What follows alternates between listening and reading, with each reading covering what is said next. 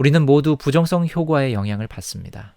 그러나 한 명 한 명 우리 각자는 이를 넘어설 수 있고 우리 자신과 사회에 이익이 되도록 만들 수 있습니다.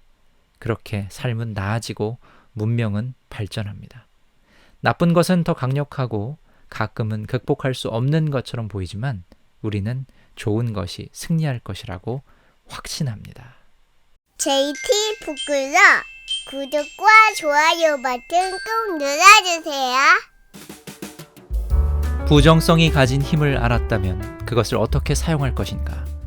부정성과 긍정성으로 대표되는 처벌과 보상이 이끌어내는 각각의 결과. 부정성을 가진 인물이 조직에 미치는 영향. 지난주 부정성 편향 2부의 핵심 내용이었습니다. 안녕하세요. JT 북클럽입니다. 에코리브르 출판 존 티어니와 로이 F. 바우마이스터 지음, 정태연, 신기원 옮김, 인간 심리를 다룬 도서 부정성 편향 리뷰 3부, 오늘 마지막 시간입니다. 7장 온라인의 위험, 8장 폴리에나 원리, 9장 위기의 위기, 10장 좋은 것의 미래, 이렇게 이 책의 후반부를 오늘 다루게 됩니다. 내용들은 부정성의 대척점에 자리한 긍정성의 힘을 어떻게 우리 안에 적용해 볼 것인가를 고민하게 하는 것들, 또 자극적으로 부정성의 힘을 사용하는 이들이 존재하며 이를 어떻게 우리는 대처해야 할지 조언들이 담겨 있습니다. 이런 부분들을 성찰하면서 우리 삶을 더 부유하게 하는 시작이 될 수 있을 것이라 믿습니다. 7장 온라인의 위험, 햇살 호텔 대 달의 여인. 이 챕터에는 카사블랑카 호텔의 성공적인 마케팅 전략이 등장을 합니다. 여기에 많은 호텔들이 직면한 부정성 평가 리뷰에 어떤 식으로, 즉 부정적인 내용의 리뷰를 남길 수 있는 손님들에게 어떻게 다가가야 할지에 대한 접근법이 담겨 있습니다. 책은 당신이 무슨 사업을 하든 불만족한 손님들은 온라인 세상에서 그 어느 때보다도 큰 문제가 됩니다. 라고 설명합니다. 왜냐하면 그들이 너무나 큰 권력을 확보했기 때문에 부정성 효과를 이용하는 새로운 지하 산업도 생겨났기 때문이라고 덧붙입니다. 우리나라도 여러 가지 리뷰 사이트들이 있죠. 그런 어플리케이션을 이용해 보신 분들 꽤 되실 겁니다. 꼭 후기를 남기지 않더라도 내가 이용하기 전에 후기를 검색해 보는 것도 요즘 하나의 트렌드라고 할 수 있죠. 사업을 영위하는 주체가 됐든 혹은 개인의 일상을 담은 블로그나 혹은 인스타그램, 페이스북, 소셜 네트워크를 이용하는 사람들이든 부정적인 댓글이 달린다면 그것에 마음 쓰지 않는 사람은 없을 겁니다. 누구에게나 똑같은 절망감을 일으킬 수 있다는 것이죠. 온라인의 부정성 효과와 함께 우리가 흔히 빠지기 쉬운 오류를 다룬 별 속의 과오라는 소챕터를 살짝 살펴봅니다. 당신이 메이플 그로브 타워즈라는 아파트 단지에 대한 온라인 후기를 살펴보다가 팻이라는 사람이 쓴 후기를 보게 되었다고 가정해보죠. 주변 지역이 좋고 이웃들도 친절하고 친근합니다. 월세도 적당합니다. 저는 이곳을 매우 좋아하고 다른 사람들에게도 추천하고 싶습니다. 당신은 이 후기에 얼마만큼의 무게를 두겠습니까? 연구자들이 이 후기를 실험을 위해 만든 몇 개의 웹사이트에 올려서 그 영향력을 검증해 보았을 때 그들은 후기가 어디에 올라오는지에 달려있다는 사실을 알아냈습니다. 후기가 진짜 경험자들의 아파트 후기라는 이름을 달고 있는 apartmentreview.com보다 팻의 개인 블로그에 올라갔을 때 그 신뢰도가 떨어져 보였습니다. 그러나 팻의 후기가 부정적일 때는 독자의 평가 방식이 달랐습니다. 주변 지역이 나쁘고 이웃들도 심술궂고 불친절합니다. 월세도 적당하지 않습니다. 저는 이곳을 매우 싫어하고 다른 사람들에게도 추천하고 싶지 않습니다. 언뜻 보았을 때 이 유형의 후기에는 몇 가지 이상한 것이 있습니다. 모든 입주자가 정말 심술궂고 불친절한 것일까? 아니면 그냥 팻이 너무 불친절해서 누구와도 어울리지 못하는 걸까? 월세가 적당하지 않다면 팻은 왜 여기로 이사해서 아직도 살고 있는 것일까? 팻이 어떤 이유에선가 아파트에서 퇴거당해 이제 집주인에게 복수하려고 하는 걸까? 이 후기는 메이플 그로브 타워즈의 문제보다 팻의 개인적 문제와 더 관련이 깊은 것이 아닐까? 만약 이런 질문에 대해 생각해 보면 긍정적인 후기보다 이 후기를 더 의심해 보는 것이 논리적이고, 그렇다면 후기가 어디에 올라왔는지에 관심을 더 기울이게 될 것입니다. 그러나 실험에서 사람들은 관심을 덜 기울였습니다. 그들은 전혀 개의치 않았습니다. 그들은 후기가 펫의 블로그에 올라와 있든 아파트먼트 리뷰닷컴에 올라와 있든 불평이 신빙성 있다고 생각했습니다. 펫이 어떤 사람이든 부정성 효과가 메이플 그로브 타워즈에 대한 그들의 판단을 바꿨습니다. 누구도 그 지옥 구덩이에 들어가기를 원치 않았습니다. 다른 연구에서도 이런 온라인에서의 부정성 효과를 확인했습니다. 휴가를 계획하는 사람들은 부정적 후기를 보는데 시간을 더 썼고, 긍정적 후기보다 부정적 후기의 영향을 더 받았으며, 특별한 문제가 드러나지 않는 부정적 후기에도 똑같이 영향을 받았습니다. 아마존과 반스앤드 노블의 판매 동향 분석에서 비슷한 부정성 효과가 소설과 비소설 서적 모두에서 드러났습니다. 별 1개짜리 후기는 별 5개짜리 후기가 판매를 증가시키는 것보다 판매를 더 많이 저해했습니다. 그러면서 책의 내용에는 모든 소비자에게 5점 별점, 즉 5점 만점을 받는 것으로 목표를 삼은 기업들의 얘기가 나오지만, 이들보다 더 중요한 것은 사실 테러리스트라고 불리는 불만족 유형, 즉 나쁜 소문을 낼 준비가 되어 있는 그룹들이라고 얘기합니다. 그럼 어떤 유형의 소비자에게 가장 관심을 기울여야 할까? 하버드 경영대학원의 연구자 토머스 오 존스와 W. 얼세서 주니어는 중립적이거나 약간 불만족한 소비자들을 설득해서 얻는 수익은 미미하다는 계산 결과를 내놨습니다. 4점을 5점으로, 이상적으로는 사도라고 불리는 열성 지원 집단으로 바꾸는 데 집중하는 것이 더 생산적이다라는 겁니다. 그러나 가장 큰 보상은 가장 불만족한 소비자에게 집중하는 데서 옵니다. 소비자가 테러리스트가 되는 것을 방지하는 것은 투자 대비 4배의 이익을 되돌려줍니다. 이익은 그 소비자가 아니라 그 소비자가 겁을 주어 쫓아버릴 수 있는 미래의 소비자들에게서 오는 것입니다. 그렇다면 왜 사람들은 부정적 평가에, 즉 나쁜 후기에 더 관심을 기울이게 될까요? 사람들이 자신이 대가를 지불한 무언가에 대해 이야기할 때는 주로 가장 좋았던 식사와 성공적인 쇼핑을 말하는 경향이 있습니다. 그러나 그들이 다른 사람의 경험을 이야기할 때는 끔찍한 식당이나 작동하지 않는 기구에 대해 말하는 걸 더 선호하는 경향이 나타났습니다. 이런 실험의 결과는 입소문이 온라인과 오프라인 모두에서 어떻게 작동하는지를 잘 정리한 자기 자랑과 소문이라는 논문에 나와 있습니다.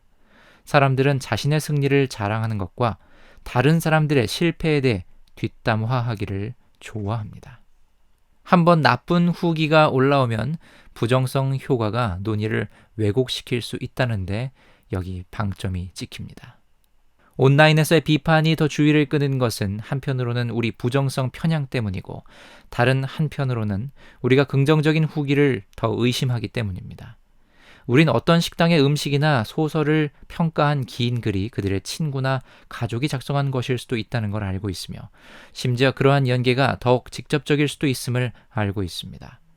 캐나다 아마존 웹사이트에 오류로 후기를 쓴 사람들 중 일부의 실명이 잠시 노출되었을 때 작가들이 자신의 책에 별 5개짜리 후기를 쓴 것으로 드러난 적도 있습니다. 그러나 온라인 사기는 쌍방향적입니다. 당신의 사업을 대박나게 하거나 당신의 경쟁 사업을 쓰레기로 만들 후기 작성자들의 암 시장이 존재합니다. 누군가는 레스토랑에 대해 잘 쓴 후기를 하나당 $25에 제공하기 위해 50개 이상의 후기가 있는 옐프 계정의 소유자를 찾는 광고를 생활정보 사이트에 싣기도 합니다. 만약 당신이 덜 까다롭다면 가짜 후기 하나에 $5를 받고 묶음 판매를 하는 거래도 찾을 수가 있습니다. 7장의 소챕터에 등장하는 햇살 호텔, 카사블랑카 호텔인데요. 매일 밤마다 500곳에 달하는 뉴욕시의 호텔이 트립 어드바이저 사이트에서 좋은 후기를 얻기 위해 경쟁하지만 매일 아침 이 카사블랑카 호텔이 이긴다고 합니다. 이 호텔은 수많은 별 5개 평점을 받으며 10년 동안 매일 거의 1위로 뉴욕시 최고의 호텔 5위 안에 들었습니다. 그럼 비결이 무엇인지, 이 아텔 거드먼이란 사람에게 질문을 해봅니다. 이 사람은 라이브러리 호텔 컬렉션 산하에 있는 카사블랑카 호텔 등 다른 대여섯 개 부티크 호텔의 성공을 이끈 장본인입니다. 아텔 거드만은 최고의 평판 관리 전략을 설명하고 서비스가 마케팅이다와 같은 주문을 들려주는 경영대학식 강연을 할 수도 있지만 이 사람이 계속해서 이야기하는 어구는 햇살 퍼뜨리기입니다. 좋은 것을 2배로 해야 돼요. 모든 손님 한 분 한 분과 소통을 하면 그들은 자신의 친구에 대해 나쁜 얘기를 하지 않게 될 것이기 때문에 나쁜 후기에 보험을 드는 거나 마찬가지예요. 최고를 넘어서 손님들이 나쁜 것들을 잊게 해야 해요. 저는 절대 사람들의 기대를 충족시켜야 한다거나 고객을 만족시켜야 한다고 말하지 않아요. 저는 햇살 퍼뜨리기라고 말하고 그러면 우리 직원들은 제가 무슨 말을 하는지 정확히 알죠. 이 햇살은 우연이 아니었습니다. 이것은 아텔 거드먼이 2005년 트립 어드바이저 순위에서 하위권이던 카사블랑카 호텔과 그 자매 호텔의 마케팅을 담당하게 된 뒤 개발한 전략입니다. 가격으로는 하위권 호텔들과 호화로움은 상위권 호텔들과 경쟁이 되지 않는다는 것을 깨닫고 아텔 거드먼은 트립 어드바이저 첫 번째 페이지에 올라가는 비결, 즉 부정적인 후기를 피하기로 결심합니다.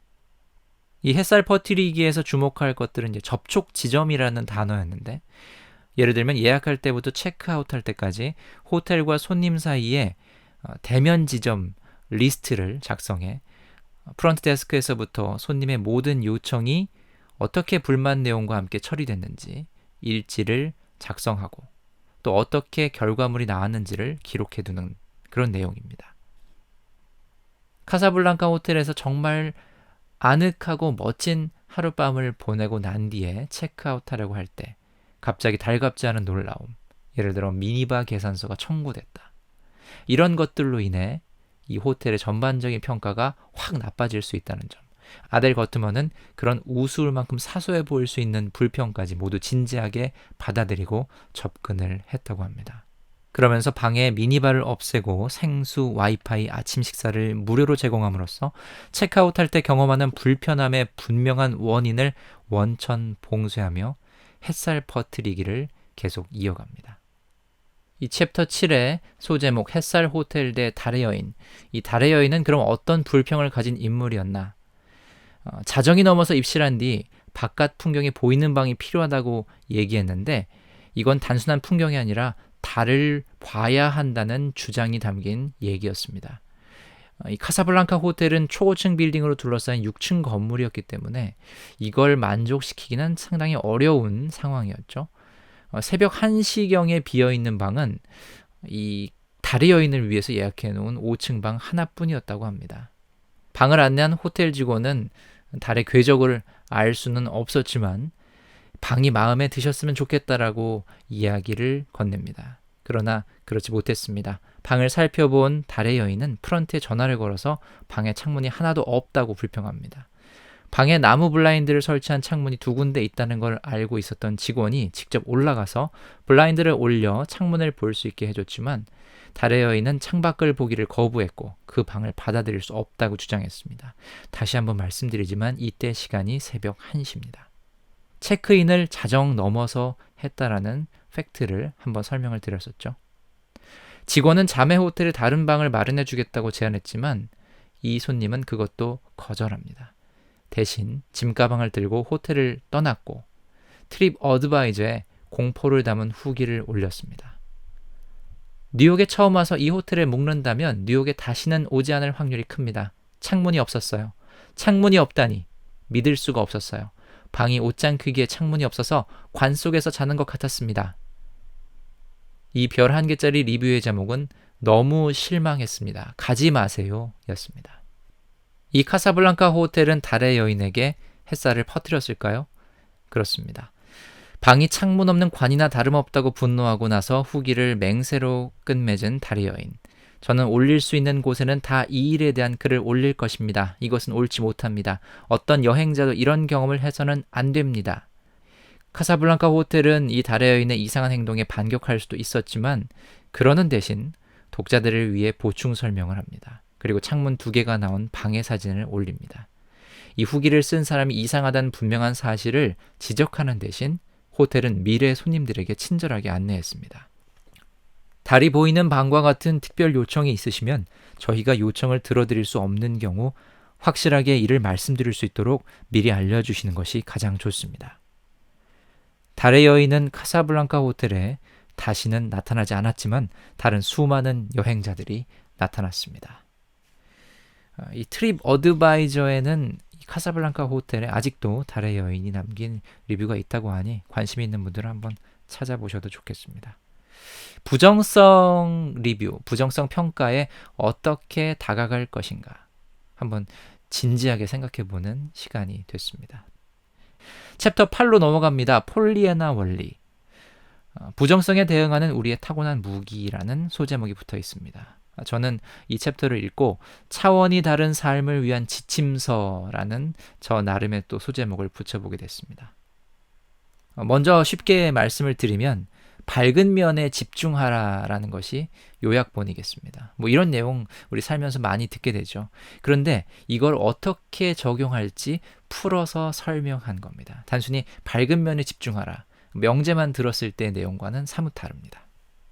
폴리애나 원리는 보기보다 훨씬 좋습니다. 이것은 하나의 강력한 심리적 효과로 우리가 부정성 효과에 대한 선천적 방어책을 가지고 있다는 확실한 연구에 기반하고 있습니다.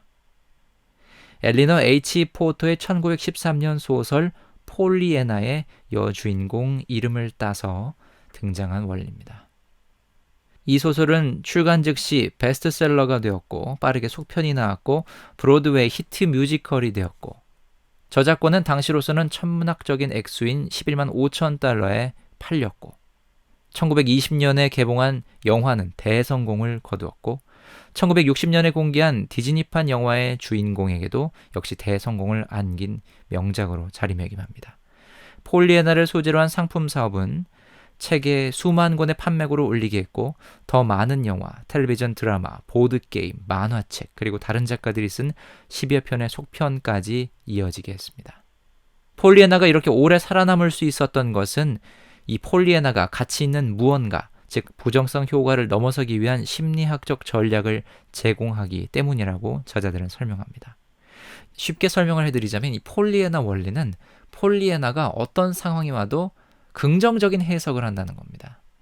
도대체 이럴 수가 있을까? 책을 읽으면서 넌더리를 내고 짜증이 나는 사람들이 있다 할지라도 결국 이 원리가 얼마나 중요한가는 이 책이 거둔 성공을 통해 볼 수 있다는 것이 저자가 전하고자 하는 내용입니다.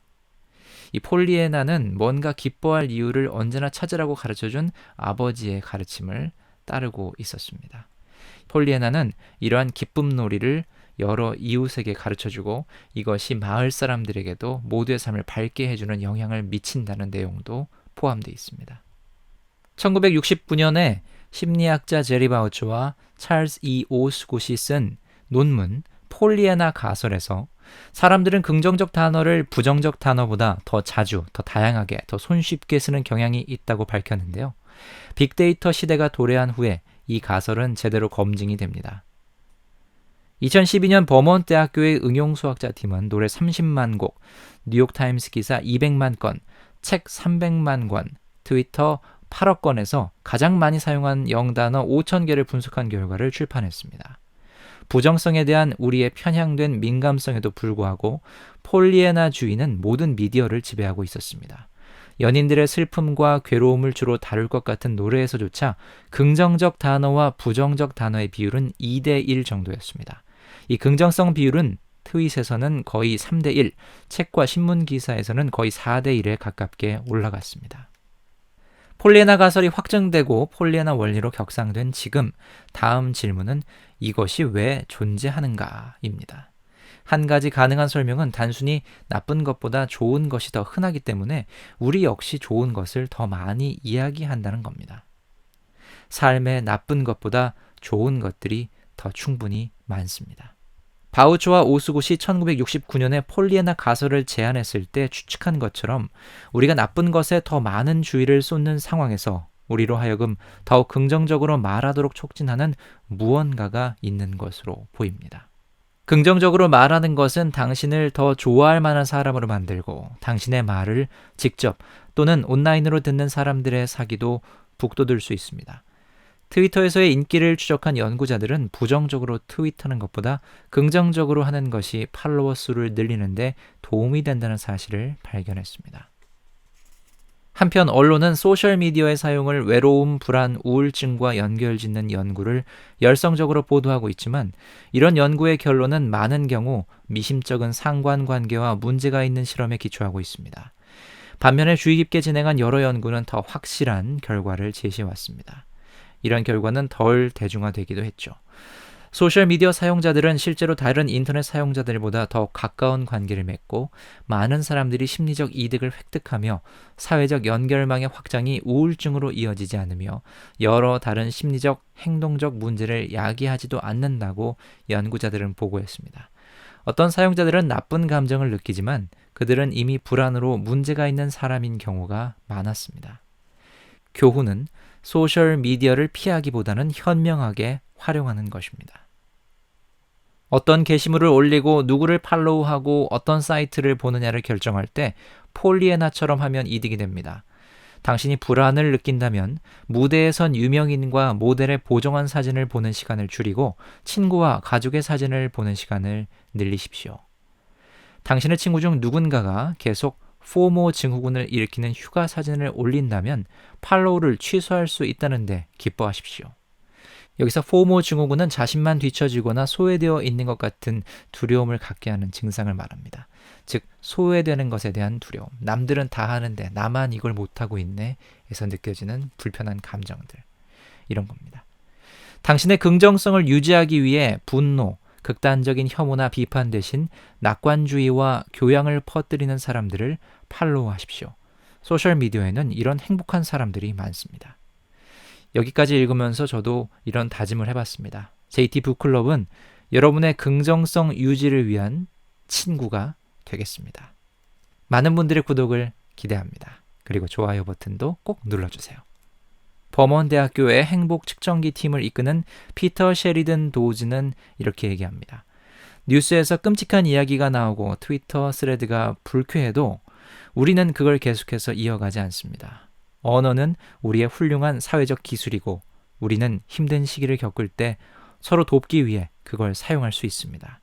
언어는 우리가 의식하지 못하는 행동과 생각을 부호화할 수 있고 긍정성 편향도 그런 것들 중 하나로 보입니다. 나쁜 것은 언제나 좋은 것보다 우리에게 강력한 영향을 미치겠지만 우리는 그 영향을 무력화하기 위해 의식적, 무의식적으로 새로운 형태의 기쁨놀이를 개발해 왔습니다. 이것이 폴리에나 원리의 강력한 능력입니다. 사람들은 누구나 활용할 수 있는 여러 방어를 사용해 부정성 편향을 억제하고 있습니다. 나쁜 사건이 좋은 사건보다 즉각적으로 더 강력한 반응을 불러오지만 부정적 정서는 일반적으로 긍정적 정서보다 더 빨리 사라집니다. 이런 정서 퇴색 편향은 보편적인 것은 아니지만 사람들의 감정을 추적한 실험에서는 부정적 정서가 일반적으로 긍정적인 정서보다 더 빨리 사라지는 것으로 반복해 나타났습니다. 또 자신의 문제를 다른 사람들과 더 이야기 나눌수록 스스로 자신의 불안을 지울 수 있는 또 다른 관점도 취할 수가 있습니다.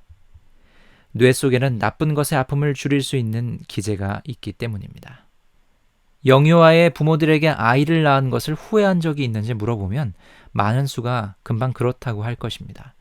그러나 장성한 자녀를 둔 부모에게 같은 질문을 하면 그들은 잠시도 후회해 본 적이 없다고 말할 확률이 더 높습니다. 새벽 3시에 기저귀를 갈거나 아이가 생떼를 쓰던 기억은 어떻게 된 걸까요? 자신에 대한 긍정적이거나 부정적인 정보에 대한 사람들의 기억을 다룬 논문 제목을 빌리자면 이런 나쁜 순간들은 잊혔으나 사라지지는 않은 것입니다. 나쁜 것은 여전히 기억에 남아있지만 접근이 더 어려운 어딘가로 옮겨져 있었습니다. 단서가 있을 때는 다시 수면 위로 올라올 수 있지만 우리가 과거에 대해 생각하려고 의식적으로 노력할 때는 장밋빛 안경을 쓸 수가 있습니다. 책의 후반부에는 나이가 들수록 긍정성을 더 발휘하는 것이 쉬워진다라는 내용도 담겨 있습니다. 어르신들이 긍정성을 갖는 이유는 완전히 자동적으로 나오는 것이 아니고 정신적인 노력이 필요하다는 겁니다. 의식적으로 이 폴리에나 놀이, 기쁨 놀이를 하고 있고, 이 어르신들이 사용하는 전략 중에 일부는 어떤 연령대라도 효과적으로 사용할 수 있는 것이라고 책은 설명합니다.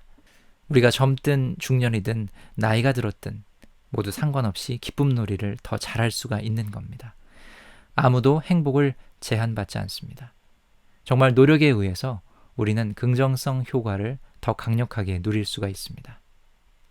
앞서 말씀드렸지만 8장 차원이 다른 삶을 위한 지침서, 많은 분들이 꼭 읽어보셨으면 좋겠습니다. 이제 9장으로 넘어갑니다. 위기의 위기, 소제목 나쁜 것의 상승. 이 챕터는 상당히 강한 주장을 담고 있습니다. 저는 개인적으로 대통령을 비롯해서 국가의 지도자들이 꼭 읽어봐야 될 책의 부분이다. 이 책을 다 읽어보는 거는 너무 좋지만 이 챕터 9, 위기의 위기만큼은 꼭 읽어보셨으면 좋겠다라는 생각이 듭니다. 물론 우리도 마찬가지고요. 당신이 오늘 나쁜 뉴스를 받아들이든 아니면 인류의 미래에 대해 깊이 고민을 하고 있거든 우린 다음에 3가지 가정으로 시작해보기를 권합니다. 세상은 언제나 위기에 빠진 것처럼 보일 것입니다. 위기는 결코 들리는 만큼 나쁘지는 않습니다. 해결책은 쉽게 상황을 악화시킬 수도 있습니다. 분명 풀어야 하는 진짜 문제도 있습니다. 그러나 모든 문제 중 가장 큰 문제, 즉 자유와 번영의 가장 큰 장애물은 위기 장사꾼들이 사람들의 부정성 편향을 이용하는 것입니다. 이건 부정성 효과가 초래할 수 있는 가장 최악의 사회적 결과죠. 파국을 예언하는 사람들은 지속적으로 공포를 조장하므로 현재와 미래에 대한 대중의 시각을 완전히 왜곡시킵니다. 그들은 공포 반응을 유도하기 위해 사소하거나 존재하지 않는 위협을 과대 선전함으로써 문제를 풀기보다 더 많은 문제를 일으킵니다. 그 결과가 우리가 위기의 위기라고 부르는 것이 되었습니다. 케이블 TV 뉴스와 인터넷이 나오기 한참 전인 1918년 H.L. 멘켄은 공개 담론을 광인들의 전투로 규정하며 정치와 공공정책의 근본적 문제를 빈틈없이 진단했습니다. 멘켄은 다음과 같이 언급했습니다. 실제 정치의 궁극적 목적은 끊임없이 괴물을 만들어내어 대중이 걱정하고 두려워하도록 하는 것이다. 그래서 안전을 향해 우리를 이끌어주세요라고 요구하도록 하는 것이다. 그러한 괴물의 대부분은 상상의 산물이다. 저도 많은 생각을 갖고 살지만 언론을 과연 얼만큼 신뢰해야 하나라는 부분은 꼭 한번 생각해 볼 부분이라고 말씀드리고 싶습니다. 또 성향이 다른 언론지를 어떻게 봐야 하는 것인가. A와 또 대척점에 있는 B라는 언론사, 둘 다 비교해서 나는 어떤 관점을 취할 것인가. 내가 주체적으로 언론을 소비할 것인가, 아니면 언론이 우리에게 제공하는 것을 그냥 받아들일 것인가. 이런 고민들이 꼭 한번 필요한 것 같습니다. 사람들은 종종 과거가 훨씬 더 훌륭하고 좋았다라고 회상을 합니다. 이런 걸 황금기 오류라고 부를 수 있는데, 이런 황금기 오류가 수천 년 동안 사람들을 속여왔습니다. 그런데 생각해보면 과거도 좋았겠지만 지금은 과거보다 더 좋습니다. 풍요로워졌고 인류를 많은 수 죽음으로 몰고 갔던 치명적인 병들은 정복이 되기도 했습니다. 인류의 안녕을 측정하는 항목 평균은 단 하나, 희망만 제외하고는 많은 수가 올라갔습니다. 우리가 건강하고 부유해질수록 우리 세계관은 더 우울해지는 경향이 있습니다. 여러 국제적 설문조사에서 가장 비관적이면서도 가장 무지한 사람들은 가장 부유한 사람들인 것으로 나타났습니다. 풍요한 나라들에서 대부분의 응답자는 과연 얼마만큼의 발전이 이루어졌는지 인식하지 못했기 때문에 낙관주의를 공유하기 어려워했습니다. 우리가 누리는 안전과 번영은 우리에게 역설적으로 더 많이 걱정할 시간과 더 많은 걱정거리를 제공하게 됐습니다. 그리고 이런 감정을 이용하는 공포 장사꾼들이 더 늘어나고 있습니다. 이어지는 챕터의 소제목은 부정성 장사꾼입니다.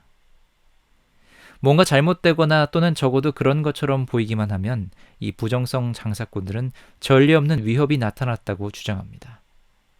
이런 파국들은 전문가의 안내 없이 피할 수 없는 것처럼 여겨지게 됩니다.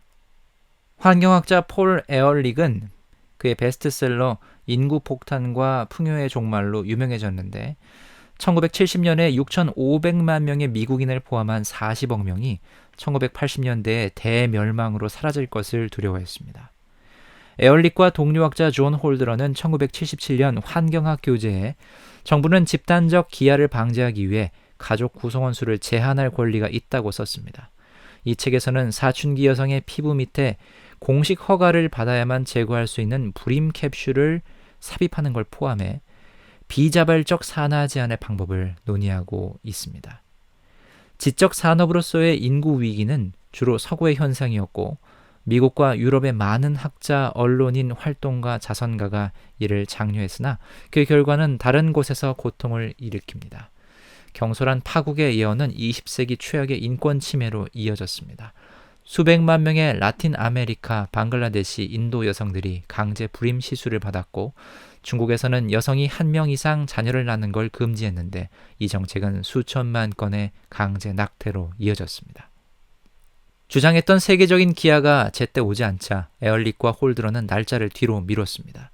1980년대 그들은 2020년에는 기후변화로 인한 기근이 발생하고 수십억 명을 죽일 수 있다고 경고했으며 홀드런은 백악관의 과학자문으로서 2009년 청문회에서 관련 질문을 받았을 때도 이런 가능성이 남아있다고 주장했습니다.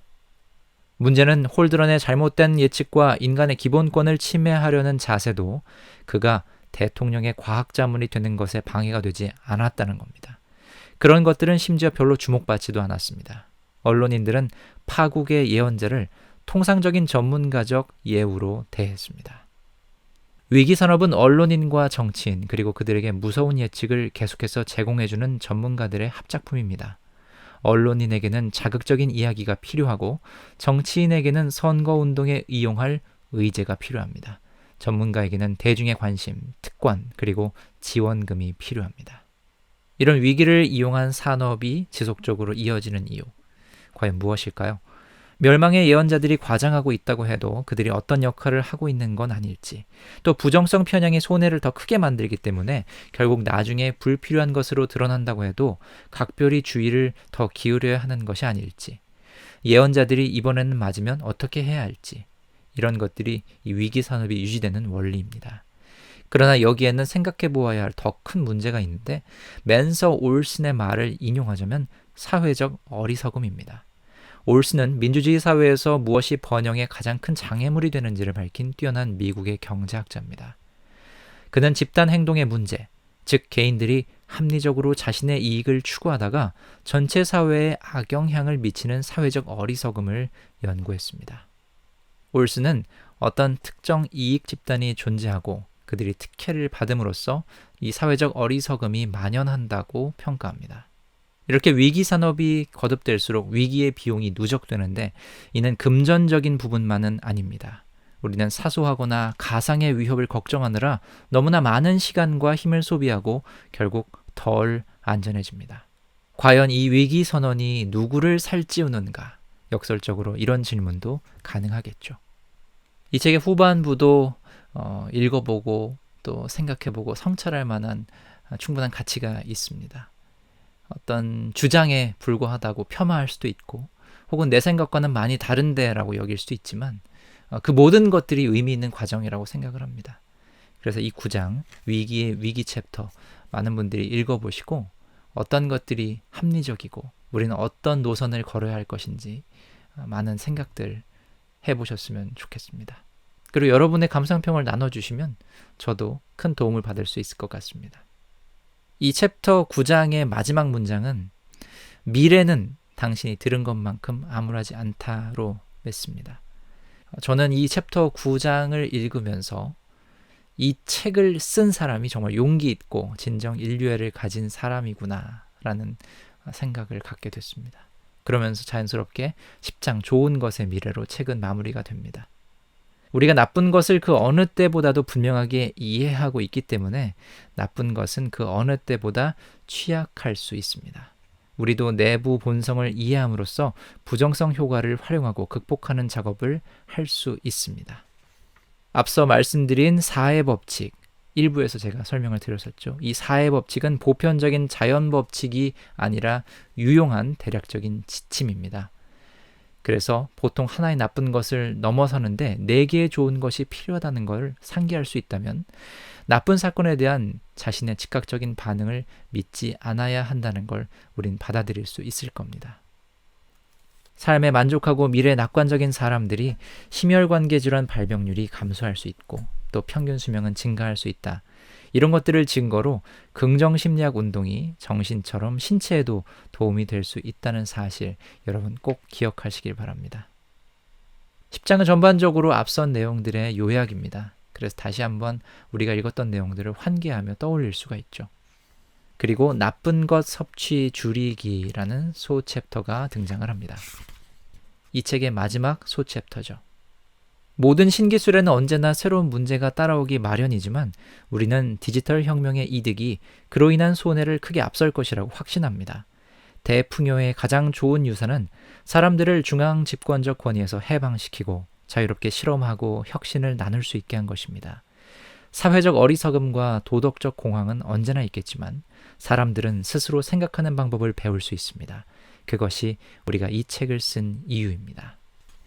스코틀랜드의 언론인 찰스 맥카이는 인간은 집단 안에 있을 때는 정신이 이상해진 것으로 보입니다. 인간은 오직 천천히 그리고 한 명씩 한 명씩 이성을 되찾을 수 있습니다. 라고 글을 남겼습니다. 우리는 모두 부정성 효과의 영향을 받습니다. 그러나 한 명 한 명 우리 각자는 이를 넘어설 수 있고 우리 자신과 사회에 이익이 되도록 만들 수 있습니다. 그렇게 삶은 나아지고 문명은 발전합니다. 나쁜 것은 더 강력하고 가끔은 극복할 수 없는 것처럼 보이지만 우리는 좋은 것이 승리할 것이라고 확신합니다. 이렇게 책이 마무리가 됩니다. 저도 이 책을 읽으며 내가 그 한 명이 꼭 돼야지 될 수 있기를 하고 강력하게 소망하게 됐습니다. 이렇게 부정성 편향 리뷰 3부로 나누어 함께 했습니다. 이 책은 제가 앞으로 살아갈 인생에 더 좋은 책을 만날 가능성이 충분히 있지만 지금까지 시점에서 봤을 때는 정말 최고의 인생책이라고 불러도 손색이 없는 그런 책입니다. 저는 이 책을 읽으면서 제 안에 생겨났던 내적 갈등의 원인을 이해하게 됐고요. 부정성의 원리와 그 힘을 모른 채 그저 맞서려고만 했다면 소갈이 하는 날들만 쌓여갔겠다라는 그런 안도감, 그러지 않게 됐기 때문에 안도감을 갖게 됐고요. 이 책이 말하고자 하는 내용은 정말 우리가 스스로 생각하고 우리 한계를 넘어설 수 있는 가능성을 가진 존재다. 이런 사실에 기반하고 있는 줄 믿습니다. 여러분 안에 혹시 부정성이 느껴지십니까? 그러면 여러분은 그걸 어떻게 다루고자 하시는지요? 스스로에게 꼭 질문 던져보시기 바랍니다. 여기까지 부정성 편향 리뷰 모두 마치겠습니다. 총 3부로 여러분과 함께 했습니다. 책을 구입하고 싶다, 편하게 구입하시기를 도움드리고자 아래에 구매 링크를 달아두었습니다. 이 설명란에 구매 링크 누르시면 바로 손쉽게 책을 사보실 수 있습니다. 자, 이후에 책 소개도 기대해 주시고요. 구독과 좋아요 눌러주시면 JT 북클럽에 큰 힘이 됩니다. 알림 설정으로 방송 업로드 안내도 받아보실 수 있습니다. 다음 시간에 뵐게요.